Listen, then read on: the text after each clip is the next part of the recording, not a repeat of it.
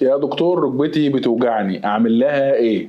اولا ابعدي عن الاوضاع الغلط زي تاني الركبه، يعني القعده على قرافيسك، قعده على مربعه رجليكي، قعده التشهد ما تطوليش فيها، قعده على الارض، طلوع ونزول السلالم، كل ده ابعدي عنه. ثانيا اقعدي في الاوضاع المظبوطه، زي انك تقعدي وفرد رجليك قدامك، قاعده على كرسي عالي او على كنبه عاليه ورجليكي مفروده قدامك. ثالثا واتكلمنا عليها قبل كده، تمارين لتقويه عضلات الركبتين خصوصا للستات اللي فوق سن 45 سنه، ده مهم جدا علشان خاطر نخف الحمل من على المفصل، والعضله هي اللي تشتغل مش المفصل.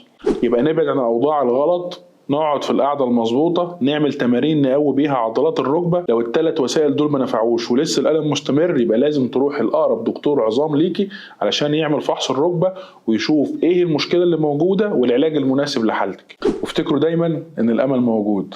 سلام عليكم.